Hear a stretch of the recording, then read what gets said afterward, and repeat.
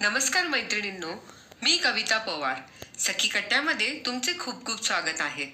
आज जी गोष्ट मी तुम्हाला सांगणार आहे ती तुमच्या आयुष्यात नक्की बदल करेल. ही गोष्ट ज्यांनी ज्यांनी त्यांच्या आयुष्यात सातत्याने पूर्ण केली त्यांच्या लाईफमध्ये मॅजिकल बदल झाले. मी आज ते अनुभवतही आहे. तुम्हालाही याचा आनंद मिळावा अशी माझी इच्छा आहे. चला तर बरं त्याचे नाव सांगते, म्हणजे योग. योग मध्ये अनेक प्रकार आहेत, पण सर्वात महत्वाचे जे 2 प्राणायाम आहेत त्याविषयी आपण बोलणार आहोत. रिक्वेस्ट एवढीच, तुम्ही यांच्याविषयी अजून डीप मध्ये माहिती घेऊन हे प्राणायाम तुमच्या जीवनाचा भाग करून घ्यावा. सुरुवातीला प्रथम आपण कपालभाती प्राणायाम विषयी जाणून घेणार आहोत. जीवन के लिए संजीवनी बुटी म्हणून ओळखला जाणारा हा कपालभाती प्राणायाम केल्यावर तुमची खूबसूरती, चेहऱ्यावर चमक येते. मानसिक लाभ, मनाची शांती आणि स्थिरता वाढते. आध्यात्मिक लाभ, आत्मज्ञानात वाढ, अवेअरनेस निर्माण होतो. ब्लड मधील ऑक्सिजन लेवल वाढल्यामुळे शरीरातल्या कोशिकांना ऊर्जा मिळते, ते काम छान करतात. वजन कमी होऊन मेंटेन राहण्यास मदत होते. शरीरात झालेल्या गाठी विरघळून जातात. किडनीमध्ये स्टोन नाही बनणार. 100 पेक्षा जास्त रोगांशी फाईट करणारा हा आहे कपालभाती प्राणायाम. चला तर आपण जाणून घेऊ हे करायचे कसे. सुरुवातीला प्रथम आरामदायी बैठक व्यवस्था. पाठीचा कणा सरळ असावा. सुखासनात बसले तर ते जास्त इझी होईल. पाठीचा कणा सरळ, हात गुडघ्यावर, ध्यान मुद्रेमध्ये.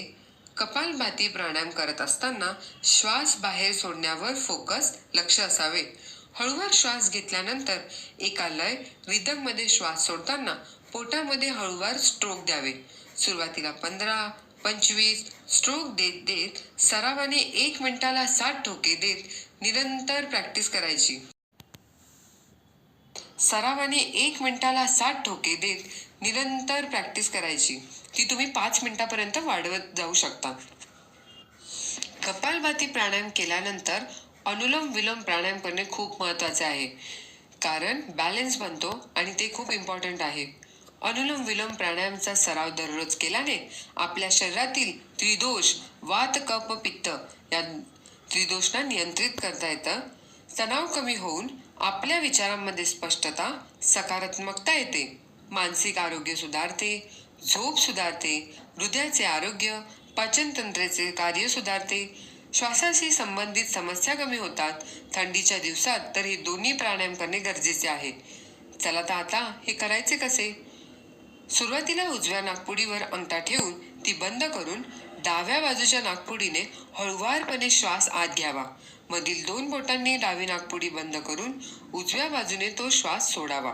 जिथे श्वास सोडला तिथूनच पुन्हा घेऊन, म्हणजेच परत उजव्या साईडने हळुवारपणे श्वास आत घ्यावा व डाव्या बाजूने सोडावे. परत डाव्या बाजूने आत घेऊन उजव्या बाजूने सोडणे. हे रिदम मध्ये कंटिन्यू सुरुवातीला 5, 10, 15 वेळा करणे.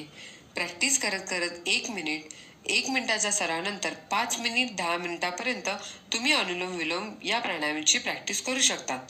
माझे आरोग्य जीवन सुंदर सुखमय झालेच. तुमच्याही जीवनात आनंद, उत्साह निर्माण व्हावा ही परमेश्वराला प्रार्थना. धन्यवाद. जर तुम्हाला हा व्हिडिओ आवडला तर नक्की लाईक करा, शेअर करा व सखी कट्टा चॅनलला सबस्क्राईब करा. धन्यवाद.